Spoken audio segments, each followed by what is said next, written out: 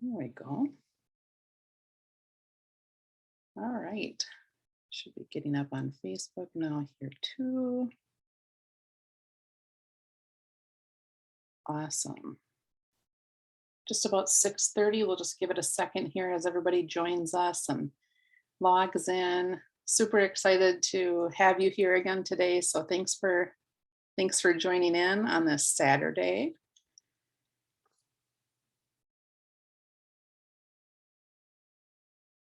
All right. We'll go ahead and get started.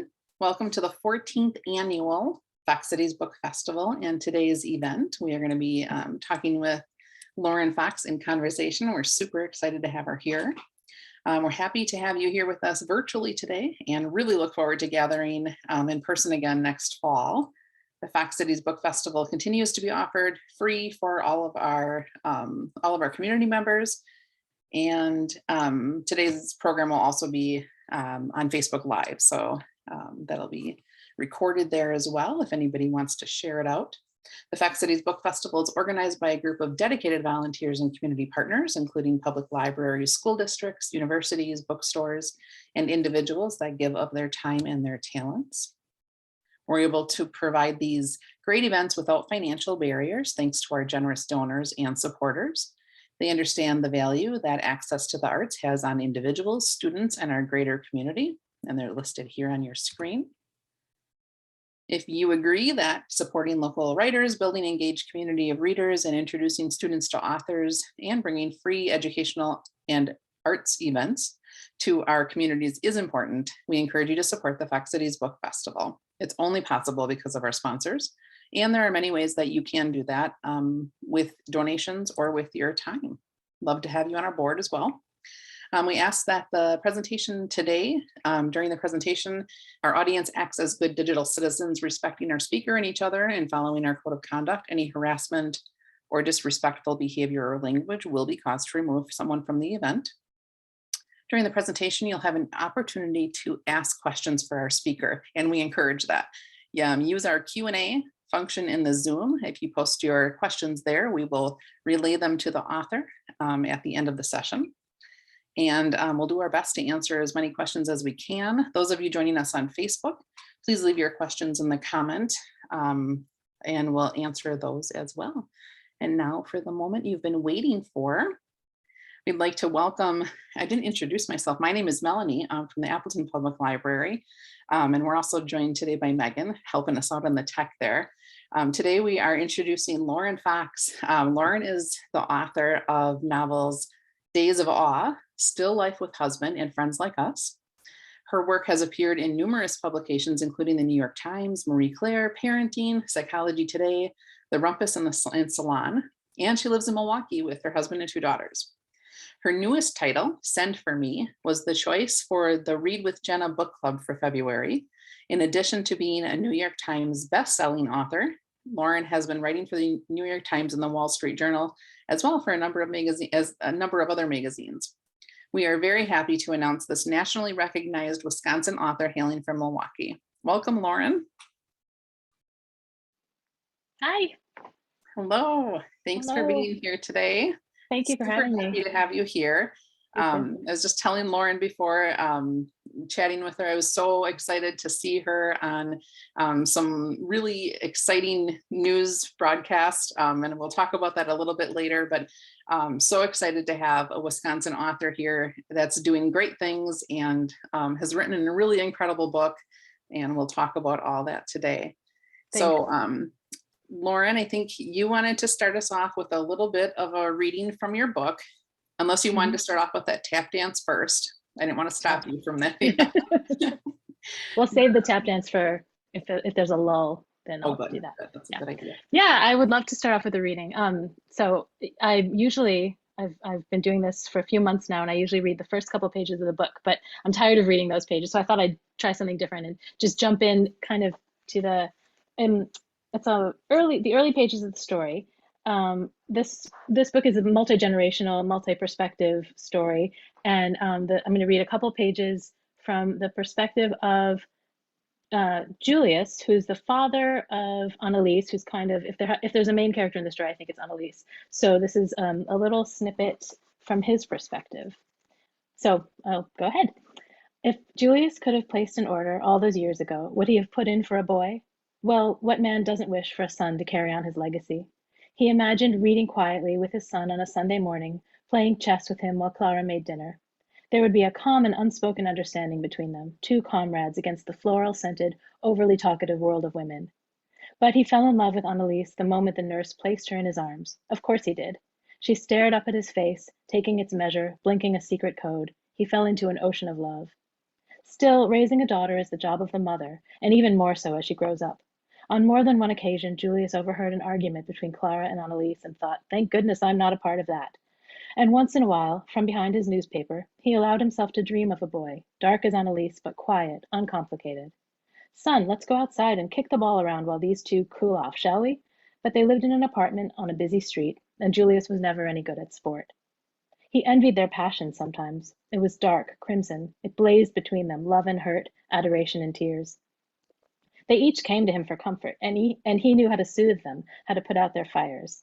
Clara, she's just a girl. She's not forgetful on purpose. It's her nature. Be patient. Lisa, dry your tears. Give her time to cool off. She expects so much from you because she loves you. When Annalise was small, they would walk together on Sunday mornings, slow rambles to the park, where Lisa would investigate everything that caught her eye. Some days, immersed in the path of a bee or the crunch of leaf piles, they wouldn't make it to the park at all.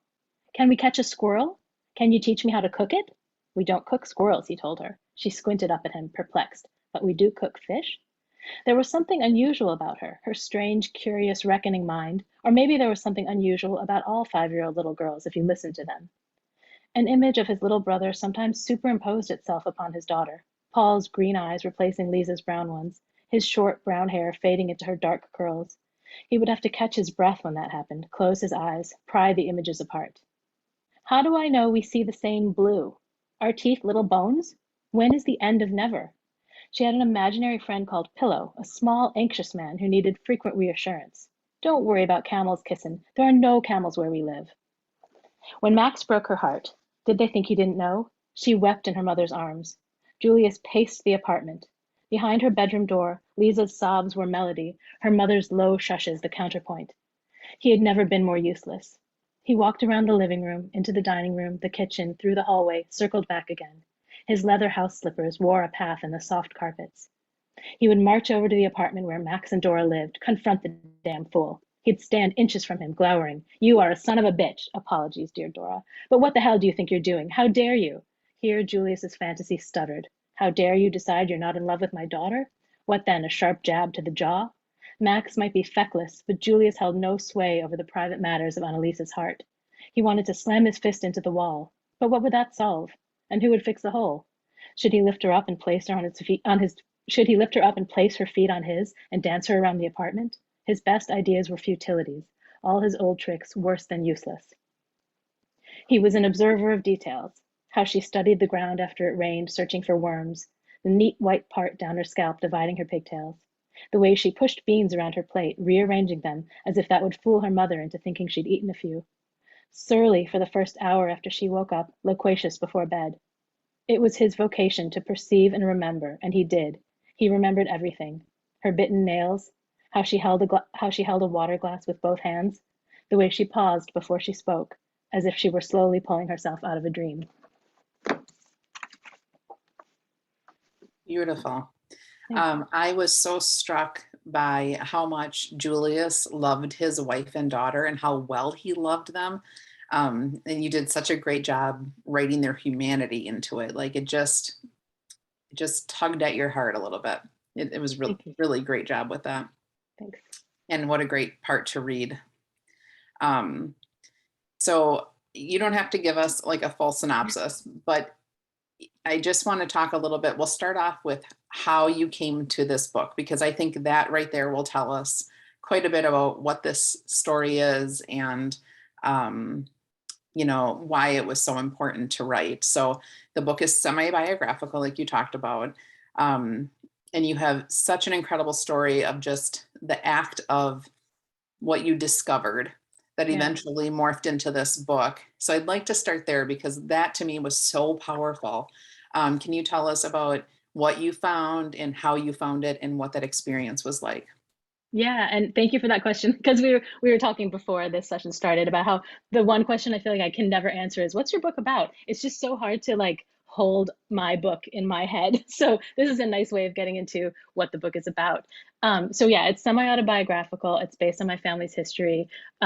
It is about four generations of women. It starts in Germany on the cusp of World War II, and then it moves ahead and moves forward in time to present day Milwaukee or 1990s Milwaukee, present day for me, where I stalled out as a human being.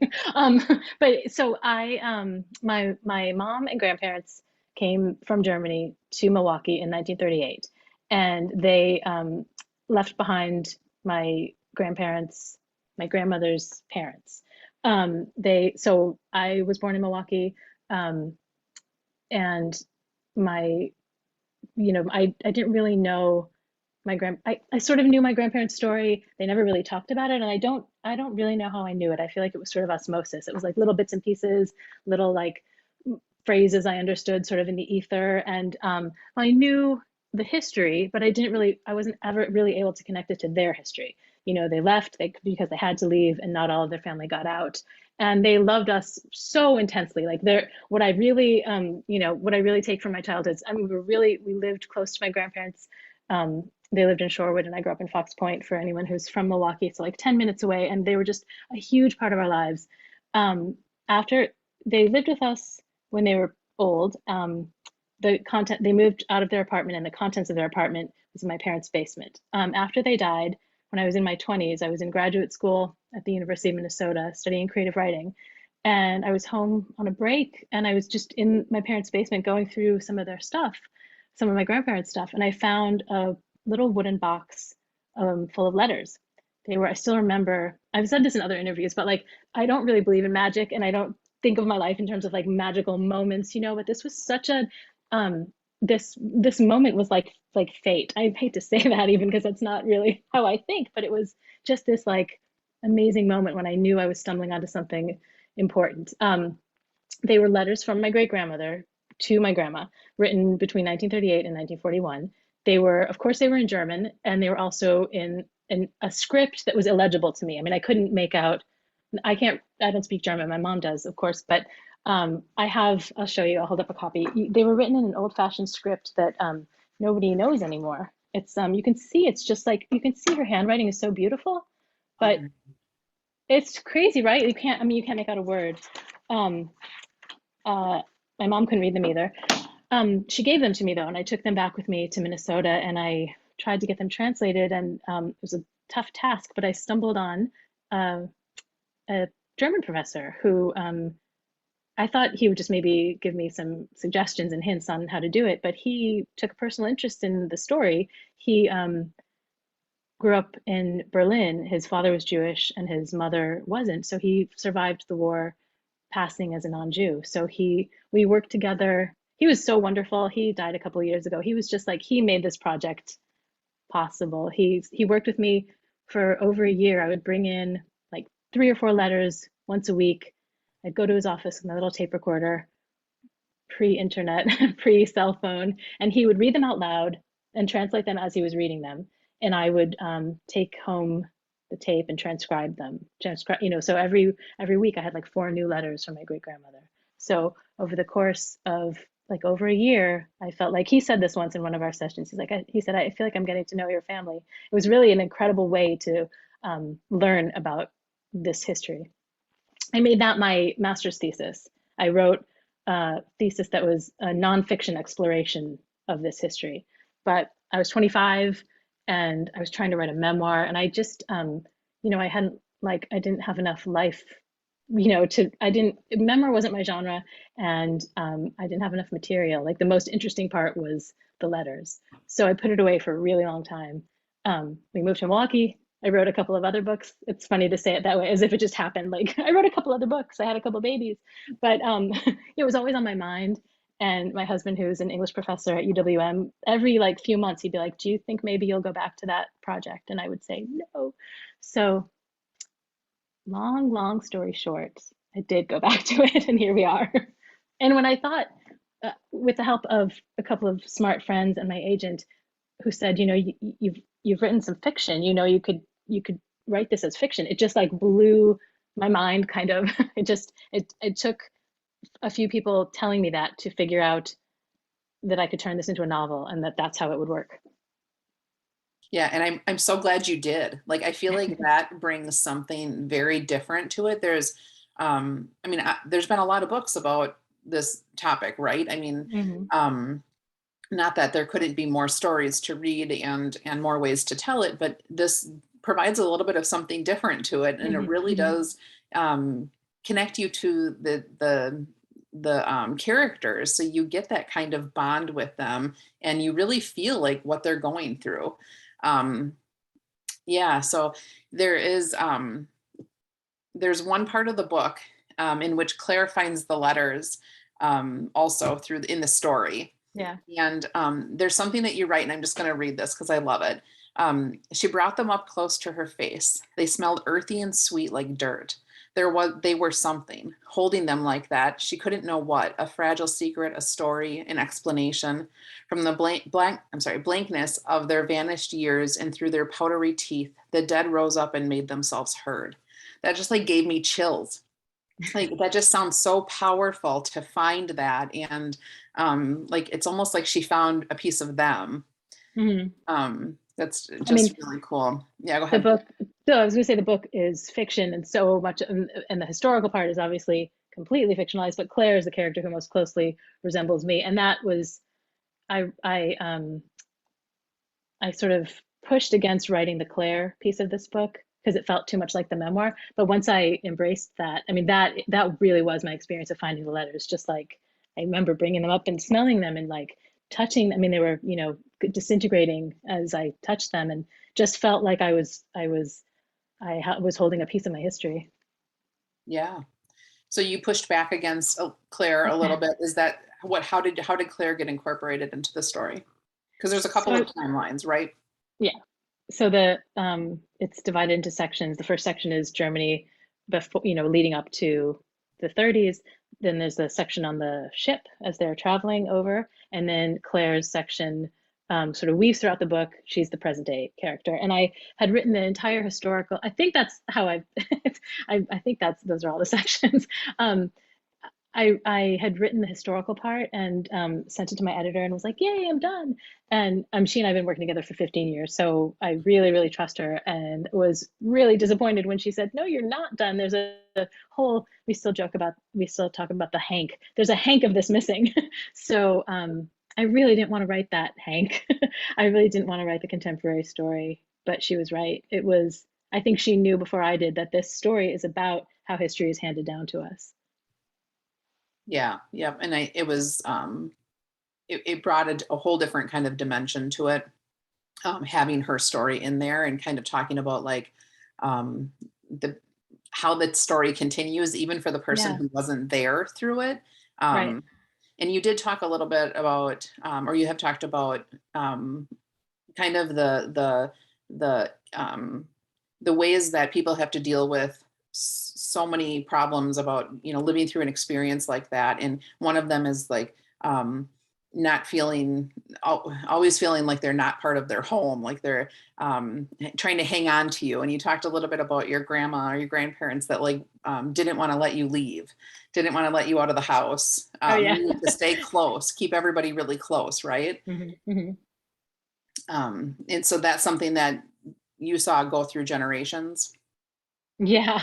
And let me tell you, just because you're aware of it doesn't mean you don't replicate it. Well, I'm better at it. I'm better at encouraging my kids who are now teenagers to be independent, but it's very much a part of, like, I actually think this is not exclusive to my family or to my family's experience, but like any family that's had any kind of sort of historical trauma or reason to be fearful, I think that stuff passes. I think it's like a physical, kind of in our DNA, that like the love and the fear. I was Yeah. definitely not encouraged to spread my wings. Yeah. I bet there was that need to really hang on tight. So your book encapsulates some of that history that's really been written about, but the personal stories are still in danger of being lost. Yeah. Um, was there a sense of that, of the importance of that as you worked on creating a story from your family's history, like you were preserving something? For sure. Yeah. So I haven't said this, and if you haven't, if people who are listening aren't familiar with the book, the letters, I used the letters to weave through the book. So I sort of, I sat with them for so long, for so many years that I feel like I like metabolized them, you know? So I was able to distill probably 75 letters into a few passages and sometimes just lines. So I really felt in a world where there are people who deny the Holocaust, um, I felt like it was very important to preserve my great grandmother's words and put them directly into the book. So while the book is fiction, though the letters, every word of those letters, except I changed the names, but the letters are her words. And yeah, I mean, I just felt like that's a burden and a legacy that we carry. You know, a desire to keep this history from being forgotten. And like I said, especially when there are people who deny that it happened at all. I think a lot of us feel that sort of that impetus and like obligation. Hmm. Yeah, I love how you intersperse those little tidbits of the letters throughout the story. They didn't take up the whole book. They weren't Hmm. reading like a diary or anything like Right. that. They kind of were little pieces within a larger story, right? So they Hmm. grabbed you in a way, and reminded you kind of the gravity of what's still to come while you're engrossed in this other story that's happening alongside of it. Um, so it keeps kind of pulling you back to the bigger picture. Can you talk Yeah. about how you came up with that format and why it worked in this story so well? I felt like, as you were saying, as you were describing the layout or the fragments of the letters, I felt like I could see the book before I had even written it. Like I could see that there would be, let's see if I can find one, just like, pages of my own writing, but then like on separate pages, I just imagined little italicized bits of her letters. Because in a way, that was how I encountered them. Um, and they became, it took me, I only realized this long after the book was published, that really the book is kind of a conversation with those letters. My great grandmother would say something like, she was kind of hard on my grandmother. I don't know much about her, but I know that she was kind of tough, which is so funny to me because my grandmother and my mom are like so soft and loving, but she was tough. And so she would be like in her letters, in the midst of like, I miss you so much and I want to be with you and I want to be with, my granddaughter. She'd also be like, you forgot your coat. If I don't remember everything, nothing gets done. She was like, I could just sort of hear her being like a little mean and a little scolding. So that was one of the letters that I used. I jumped off of that and wrote a scene about Annalise and her mother Clara going shopping for a coat. So I was able to sort of go back and forth and use those letters as like I just felt like I was in conversation with them. I could take little snippets, little like images from those letters, and then write a scene and then go from there. Yeah. For this book specifically, which character was the most difficult for you to create? Well, Claire, the Yeah. one who's closest to me. But I Just really loved, yeah, I mean, I loved writing Annalise, who, if there's a parallel, Clara would be my great grandmother Frida, Annalise would be my grandma Ilsa, Ruth would be my mom, and Claire is me. Claire is me. And I loved writing Annalise. It felt like I have no way of knowing what my grandmother was actually thinking, ever. When she said goodbye to her mother, when she moved here, when she was faced with raising her daughter in an unfamiliar place in an unfamiliar language. But the the task of imagining that made me feel like I was closer to her. She's been gone for 30 years, but it made me feel like I was kind of talking to her again. So, but Claire, me, I could have. I mean, I'm really glad I wrote the Claire stuff, but I'm never gonna write a memoir. never bringing that story Oh, good. through your family. Um, so what on the flip side of that, who was the easiest to write? I mean, I think Annalise was for Okay. me the Yeah, most fun. awesome. I didn't write. I didn't, I deliberately spent the least amount of time on Ruth. And I think I just was sort of, I gave myself over to the creative process. But I think in retrospect, I didn't spend as much time on her, because my mom is a person I talk to, 25 times a day. And I just felt like, that closeness, Ruth needed a little room to breathe. Sorry, my dog's going to howl in the background for a second. I don't know where mine is right now. So yeah, I mean, you talk about this book spanning kind of a number of decades and really four generations. Yeah. Um, can you talk about the research that you did to kind of recreate the world and go through that? Yeah. And did your mom help with that at all? So she was a baby when she came from Germany, so she wasn't able to, provide me with any like substantive research or memories. But that's okay. I didn't need her. I didn't need her to do that. She's a supportive and like loving voice, but she couldn't really help me with that part of it. But I found to my own surprise that I loved doing the research. I have never written historical fiction before, and it lent this book an authenticity that like gave me confidence to write it. I One book in particular I relied on it is called From Dignity to Despair. I can't remember what's after the colon.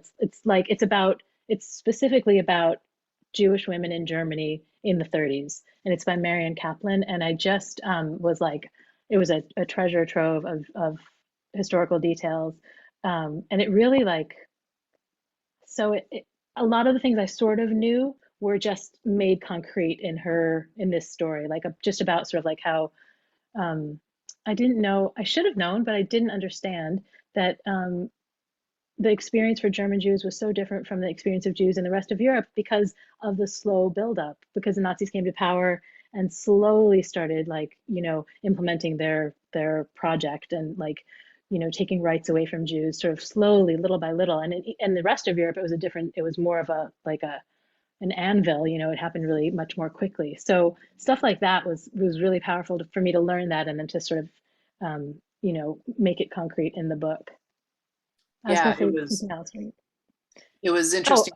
Oh yeah, go ahead. No, please oh first. no, I was just going to say the internet was also an amazing resource for just like little historical details. Like if I wanted to know so one of the characters owns a shoe store, and I was like, what would someone come in looking to buy in like 1936? And so that was really fun. Just all of those like physical details. I mean, it was obviously a difficult time period to research, but I really enjoyed the sort of aesthetics of it. Yeah, that and the bakery. Like I thought those Yeah. two places just really kind of set you in that time period and I Mhm. think provided some context that we wouldn't have had if it were it wouldn't be so relatable if it was a nonfiction. It made it relatable. It made you think, gosh, if you were in that bakery situation or you owned your own store like that, how that just slowly was eroded from them. Yeah, Um, that's the word, that eroded. humanity. Hmm. My grandparents, so my grandmother's family actually owned a butcher shop, and that's how my grandparents met because my grandpa was a cattle dealer. So I was like, I'm not, I've said this before, I was like, I'm not going to spend the next however many years writing this book based in a butcher shop. So I moved it to a bakery. It was much more fun. That's awesome. I had so many questions still when I was done reading the book. I wanted it to keep going. I wanted to know more. There were so, and I know you can't know everything about your own personal history because some of it's not in the letters and some of it's not passed down. And the same thing happens in these stories, right? I mean, you can't know every detail, but I had a lot of questions. I was so intrigued. So I was really excited to see your author's note at the end of the book. I have never seen that. And I thought that was so cool. You started with children of immigrants are anthropologists of our own families. We're participant observers of cultures we live in, but that will never quite belong to us. And I thought that was wonderful. Can you expand on that a little bit? Yeah, this book took me years to write, and that author's note came out of me like I've never written anything like that before. And I knew that I just knew that that was going to be sort of I wasn't sure whether in like through the production of the book whether it would come at the beginning or the end of the book, and I kind of debated where I thought it belonged. But it's really it's it's the distilled version of um, my explanation of just how personal this book is for me. And I really did grow up feeling like I mean, my grandparents and mom spoke German. So I didn't understand, half of what they said. I really, I've never talked to my brother about this, so I don't know. It was just the two of us. I don't know how he felt about it, but I really felt like I was so tightly embraced by them, but also observing something that I would just never quite understand. Just like from the language to, I mean, the force of it comes from the language and not fully understanding what they're, just trying to like listen really carefully and hope I'd pick up a few words. But just, I wrote about this in the author's note too, that I only asked my grandparents once where, if they ever wanted to go back to Germany. And I felt like I was like touching fire. I just knew when they said, no, we don't want to go back, I would never ask that question again. Like I just knew there were some things that were off limits. But, as a kid, I didn't really understand why or, or how to approach it. And that was your grandparents, you said? Hmm. Yeah. So there was no discussion about the old world or anything like that. It was all just Mm-mm. inferred to you. Yeah. Yeah. Wow. And I, experienced it as the food, really that like that culture was handed down to me um, through cooking, and um, my grandmother actually was an accomplished baker, so all of that stuff came from my memory. Yeah. So even without that help from them, you did a Yeah. really great job kind of anchoring your characters into a sense of home. That was Mhm. really important to all of them. I was really struck by one scene where Annalise talks about the field behind her house where she used to play games as a child, like cat and mouse, I think, Mm. and how she envisioned her daughter growing up playing in that field. And even talked about like how when she walked out of her apartment, she anticipated which cobblestones would wobble as she stepped on them. And that it was really hard for her to kind of leave that place, that her that sense of home for her. Is that sense of place something that you purposely focused on?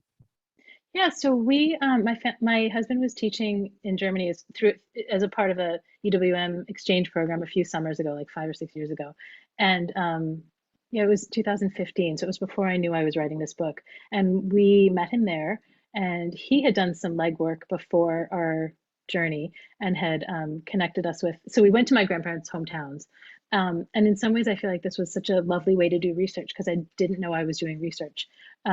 He found sort of a local historian in the town that my grandmother was from and where my mom was born, called Langenlonsheim. And we spent the day with this man, and he just walked us around. And I know in retrospect, I was taking everything in, but I didn't feel the pressure of, I'm going to be writing about this. I have to take notes. So it just sort of like suffused. I was just like, it was like I was just paying such close attention without really realizing I was. So those cobblestones and the field behind the house. I mean, I saw the house that's now a furniture store. I saw their house, So, but without the pressure of actually knowing I was doing research. And Wow, that's great. I feel like home is so sensory, right? I mean, we all experience, if you close your eyes and think about, the house you grew up in, you can smell it and you can sort of walk through it and with your eyes closed. And it's such a it's such a tactile experience. Yeah, very much. And you brought us right there. That's the cool thing. So I have a couple questions from the audience members, so Okay. we'll get to those real quick. How did your family react to this book? So my parents have been like, my mom will be like, "Oh, I read your book again. I cried again." Like, I mean, they're ridiculously supportive. So they would be like, "We noticed that you washed your hair and we're so proud of you." So they're super supportive. Cool. And it was fun to write this book and have it come out when my kids were a little older. Like my previous books, my kids were really little or not old enough to really understand, but this was really fun. I have two daughters, so it's been fun for them to see that I don't just sit in my office all day sending emails. I'm actually doing something. Well, and what a great gift for them. It's almost like a little historical record of their family Yeah. in some ways, um, Yeah. written into a really great thing to read too. So great job. Yeah, that's cool. Another question from an attendee is comment and question. Congratulations on your amazing book. Please share your publication journey. Did you pursue an agent and conventional publishers, or did you seek indie publishers? I have been lucky enough to be with the same agent and the same publisher since my first book came out in 2007. Um, I was just telling somebody this story the other day, how back in the day you would send out, like your query letter in 50 pages in an actual physical envelope, and you'd send it out to an agent or a couple of agents and hope for the best. And then you'd have another envelope waiting for when the rejection came in, and you just slip the pages into the next envelope and send it out again. So I don't think I'd have the stamina to do that now, but I did. And I probably 50 rejections before I found my agent who took me on. And yeah, she's amazing, and we've been together ever since. This is my fourth book. So, and then she sold that first book. We worked, she and I worked together for between 6 months and a year editing that book together. And then by the time we both agreed that it was ready to go, it sold pretty quickly to my editor at Knopf. So that's where I've been ever since. So that's just been a really lucky experience for me. Yeah, that sounds wonderful. It's a Yeah. little idyllic. Yeah, yeah, that's Yeah. cool. Um, okay, so this your books are, they get a ton of attention, and this book specifically has gotten a lot of attention. What was it like as an author to put your story out into this really large world, and have such a great reception? So those are two separate questions, because I'm so grateful that it has had a great reception. But of course, you don't know that when you're writing the book and just thinking about like how it's going to appear. Like you're just going to create this thing and like put it out there, and you just don't know what's going to happen. And this book, of course, is so personal. So I just had to tell myself while I was writing it. It's so different too from my other books. I just had to sort of tell myself, somehow I kind of had to convince myself that it wasn't actually going to be published and it wasn't going to appear. Um, so yeah, I don't know. It's like you have to sort of play mind games with yourself when you're writing a book. Because if you think, oh, people are going to read this book, you sort of tighten up and pull back and try to, and try to sort of protect yourself. So, and I knew I couldn't do that, especially not with this book. So, Yeah. and then when it was chosen for the Today Show, I like I it was such a thrill. It was just the absolute thrill of a lifetime. And I was nauseous for like 4 months, just thinking I was going to be on the Today Show was just like I I'm I am kind of grateful that I got to do it from the comfort of my own home, because I think if I had to go to New York and do it in person, I would have actually died. That's amazing. Yeah. So if anybody doesn't know or didn't hear me do the intro, so this book was featured for the Read with Jenna book club, and Lauren got to go to appear on the Today Show, which is absolutely incredible. So my next question for you, and where I was going to make sure we talked about that, was what does literary success look like to you? It's so funny. Like I'm working on my next book now. So literary success, I don't know. It looks like failure to me because I don't know how to write anymore. Every book is a new and horrific experience. I'm just kidding. It's wonderful and I love this career, but it's a fun, I don't know if I can answer that question, because you just never feel like, and like success feels like it's happening to someone else, and the daily struggle of like I can't write a damn word is what really feels real. Yeah, it's like starting all over again each Yeah. time. It's not like you've climbed a ladder and you're just going to go You're another just like, mile. hey, yeah, no. So you mentioned a little bit that this book is very different than your previous books. Can you talk about your previous books and why they're different? So Still Life with Husband, which came out in 2007, Friends Like Us, and then Days of Awe are all contemporary fiction, and they're all sort of first person, mostly present tense.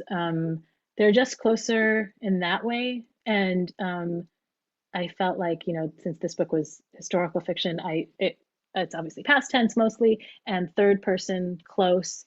It's just a different section of my toolbox that I had to pull from to write this book. My first three books are, I think, a little breezier, even though they're about serious things. Still, Days of Oz about um, a woman whose best friend dies and how she grieves her, and Still Life with Husband and Friends Like Us are both about betrayal. So I mean, I feel like I'm still touching on, difficult, dark subjects, because I guess that's just how I roll. But I had a different kind of fun writing them. I allowed myself to laugh more and try to be funny as I was writing them. So Sun for me just felt like a different animal. Yeah. So with that literary success comes other things sometimes. If this book or any of your books were made into a film, but this one specifically, who would you cast in your leading roles for Sun for Me? Oh, I don't know. I don't even know. I Have feel you like I not could have thought answered about that. that yet? No, I mean, of course I have, but I could have answered that question like 20 years ago when I like knew who people were. You know, I don't know. I don't know anymore.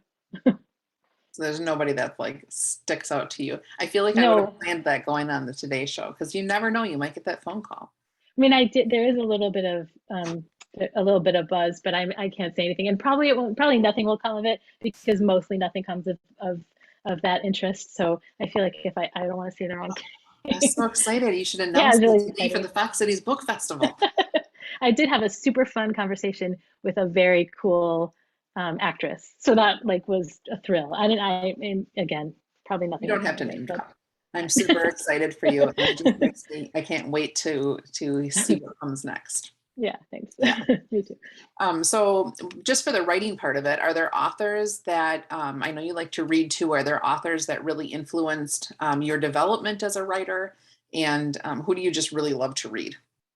Oh, oh God, I've been keeping a list of every book I've read for the last like 15 years because people ask me. I love answering this question and I love recommending books and I love to read and I'm bossy, so it's like my favorite thing to do. But I forgot to look at I'm kind of in a reading slump right now, so it's hard for me to remember. Well, so Lori Moore was my teacher at the University of Wisconsin-Madison, so she was a huge influence on me as a young writer. Um, I really love William Trevor. He died a few years ago. Are you about to pull up a William Trevor book? I saw you reach over. I'm gonna write it down. Oh yeah, he mostly wrote short stories, and they're beautiful and like little jewels. But he also wrote a novel called The Story of Lucy Galt, which was kind of about history and grief. And my husband is from Ireland, and I read that book in his mother's house in Ireland. And it was just like sometimes the experience of reading a book is almost as important as the book, but I recommend that book to everybody. Um, um, The Stolen Child by Keith Donahue is a book that just like I read it, a number of years ago, and I just tell everybody.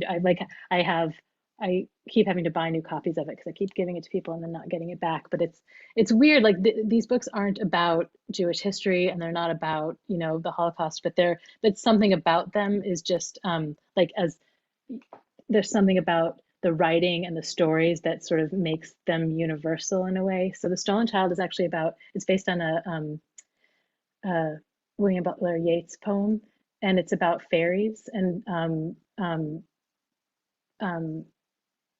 yeah, just The Stolen Child. Just read it. It's about changelings. Okay. Oh yeah. Awesome. Is it hard for you to read or really get into a book when you're writing a book also? No, Especially I if it's love like not the same thing.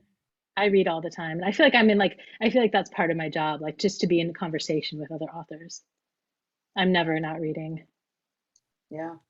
That's great. Yeah. So are there authors that you would relate yourself to? Like if you were on a list that says if you like this author, you may like this author. Is there anybody that you feel like you're really close to, you're tied to? I don't know. That's a good question. I feel like that's a question that maybe somebody else who's read my books should answer. I don't know. That's all right. That's okay. So you talk about always wanting that you've always wanted to be a writer. You knew from early on that you wanted to be. You in your first attempt at writing, you did some tragic stories.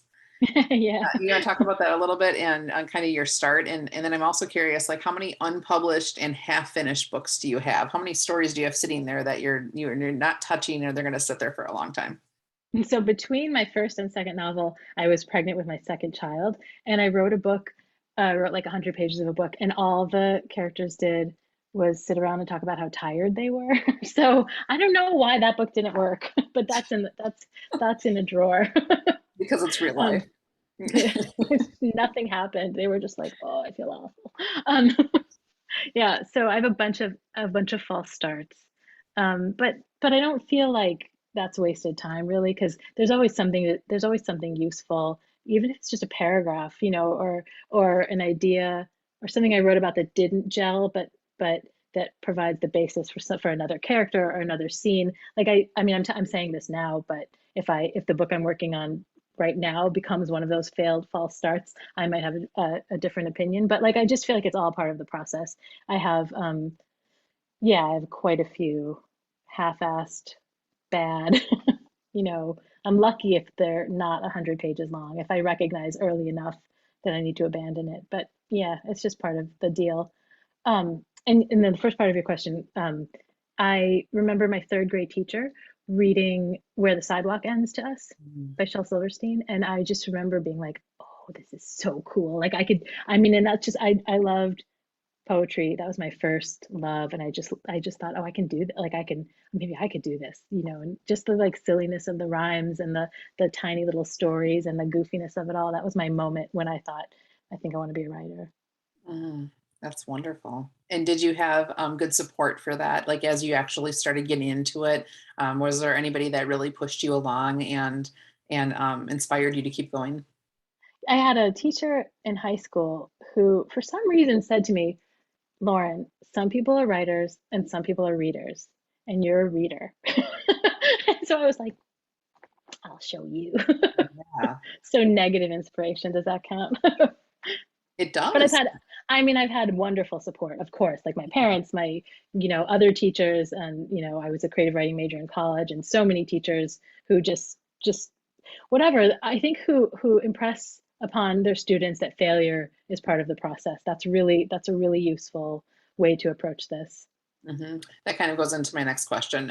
Do you have any words of advice for people who are just getting started, just finding their stories, putting them down on paper, but maybe Mhm. haven't maybe made that leap yet?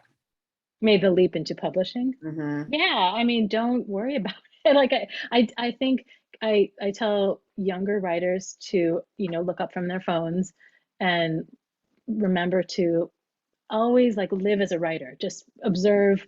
I mean, I'm looking at my phone half the time too, and I see that, I'm not like we're all in the same boat, but I feel like to be a writer, you have to put your phone down and look around and see and smell and taste and touch and just live in the world. And this has helped me a lot too in my life to paraphrase Nora Ephron, everything is copy. Like every bad experience you go through, every exciting thing that you do or see is potentially material for your fiction. So I mean that's how I try to live. So that's my best advice to aspiring writers.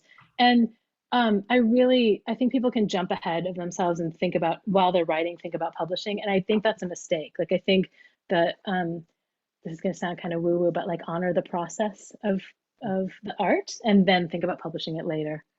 Yeah, that's great advice. Yeah, so like honor the cobblestones. Or I mean, not honor, Right. Yeah. notice the Yeah. cobblestones, Notice the honor the cobblestones. writing. Yeah, Yeah. that's great. So is there anything about, you've done so many interviews. Is there anything about yourself that we don't know that we So should much, so much? but not that I'm prepared to discuss. You Is have, it? so you talk a lot in the book about like Jewish desserts and stuff like that. Do you get that kind of stuff and in your family and at home? So, like I said, my grandmother was actually an accomplished baker. Um, so I grew up with really yummy German pastries. German, I don't know if they were German or German Jewish, probably both. Yeah. My mom's not much of a baker. I'm kind of too impatient for it, but my younger daughter really likes to bake. And while she was bored at school the other day, she has a copy of my book on her computer. So she made a list of all the pastries that appear in the book, and she's gonna try to bake them all. And she's gonna like in order of increasing order of difficulty, which I just thought was so adorable and sweet. So there hasn't been like tons of Flammkuchen in my life recently, but if anyone is up to the task, it's my daughter. I love that. It sounds like a Yes. really good idea for a companion book, Yeah, a little cookbook totally. to go with it. That's I know. great. I just thought that was so sweet of her, and she's the one who's brave enough to do it. That's awesome. I have another question from the audience. This book feels especially timely as immigration and refugee resettlement is in the news. Do Mm. you see this book as joining any kind of larger conversation about how we can think about how we think about how we think we talk about immigration and refugees. Yeah. I mean, I I came back to this book. I didn't mention this earlier, and in some ways it was hard for me to talk about because it's political. And I mean, when Trump was elected, and one of the first things he did was implement the I don't remember the official name, but we started calling it the Muslim ban. Um, that was the triggering moment for me when I felt like I need to go back to this project. I don't know what to do as a human being who's appalled by the like singling out of a group of people based on their ethnicity, but I knew what to do as a writer.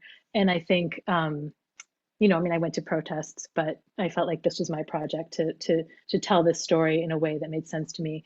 Yeah, I mean, I would be honored if this were part of a larger conversation about immigration and racism and xenophobia. I feel like that's like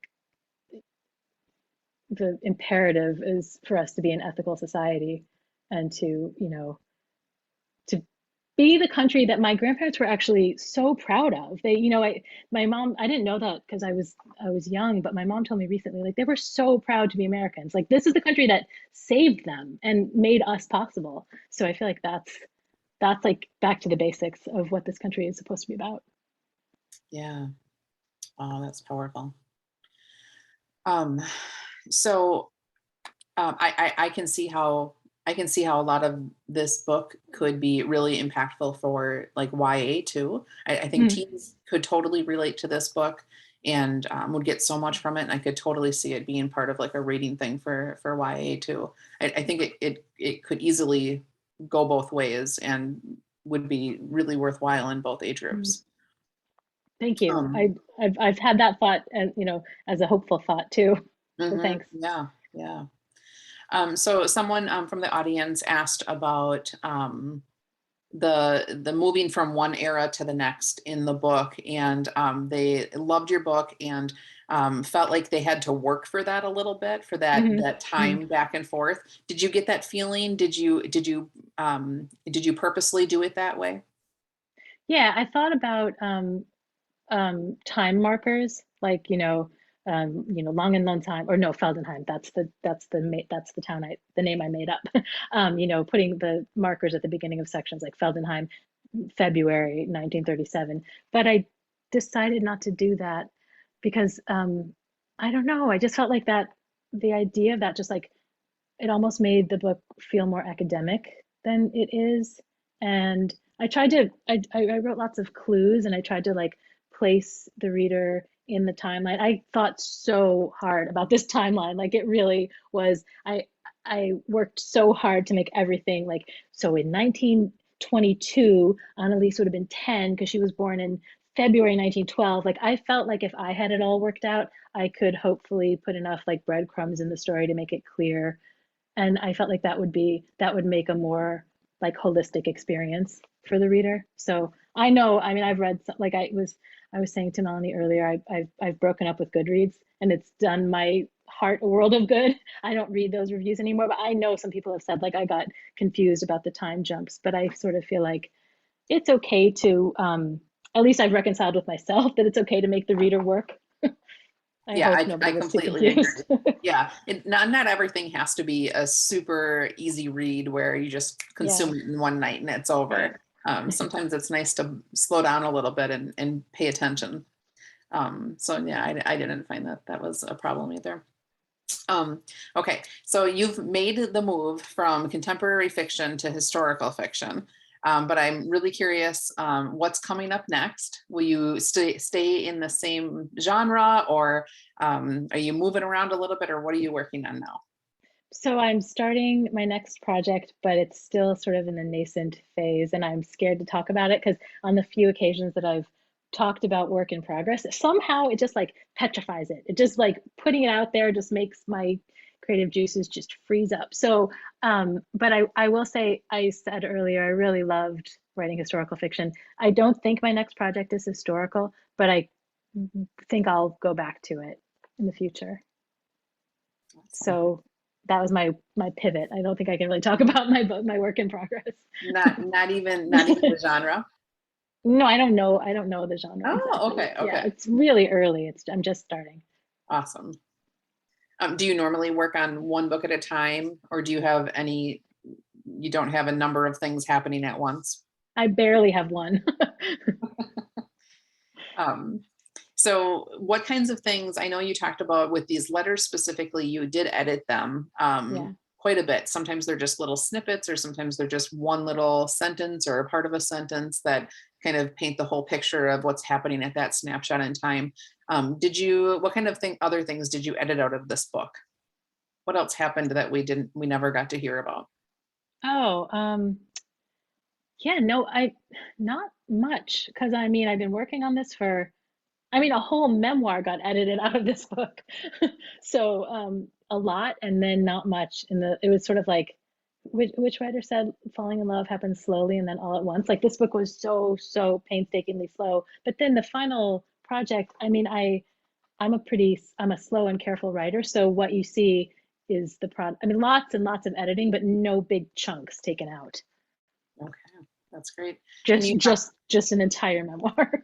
yeah, so My can you my talk a agent. little bit about your writing process? Was this book, because it's a historical fiction, a little bit different? Like, did you already have um, kind of it mapped out? Do you do the mapping out kind of process, or do you just write and see where it takes you? I love hearing what other writers have to say about that question. I'm such an outliner because I otherwise I end up writing about characters who are tired and hungry all the time and just sitting around. I have to outline. I think it gives me kind of a freedom to like diverge from the plot, but plot is the hardest thing for me. So once I have the outline completed, it's I feel I like it. It gives me confidence to like plow to sally forth, so I do not fly by the seat of my pants ever in life or in writing. But do you think, I mean, I'm assuming you that's kind of a good and interesting question to ask a writer. Like, do you feel like it's 50-50? Um, yeah, I mean, maybe, I don't know Hmm. about 50-50. I think most people have a map, some kind Yeah. of a map, and some people have more of a map than others, right? So like, um, but I do hear that people will do both ways, but I think a lot of times there's some kind of a formula that starts happening. And if it doesn't happen immediately before they start writing, it starts to happen as they start writing, Hmm. right? Like you kind of start to, once you start to get a sense of the characters, then you start to Yeah, plot out where they're going. very much so. They start Yeah. to sort of tell you their story. Right. Yeah. Well, this concludes our hour. I don't have any additional questions. Thanks for sharing with us. One comment. Thanks for sharing with us, Lauren. I enjoy your writing. I enjoyed Thank you. listening to you this evening, and I wish you well in your next endeavor. Thank So I think you. a lot of people are really excited to hear from you tonight. So I'm really, really thankful that you got to be here with us, that we get to see you as you go through your journey, and can't wait to see what happens next. I am watching for that movie. Me Was too. that announced? But I also want to see what you write next too. I really enjoyed this book. If anybody that's joining us tonight, if you have not read this book, Send for Me is at your libraries, it's at your local bookstores. You can find it anywhere because it's gotten a ton of recognition. So it's on all the shelves. Join us. And it's in paperback. And it's in paperback already too. Awesome. So we'll see more from Lauren Fox coming up for sure. But if you I think there's one more session with us tonight for Fox Cities Book Festival, and then we're going again all day tomorrow. So come see these awesome authors and ask questions and engage with each other, because this is incredible to be able to have all of you here. So thank you so much for joining us tonight. Thank you so much. This is a really fun conversation. I really Cool. appreciate it. Thank Thanks. you. Have a great night. Bye.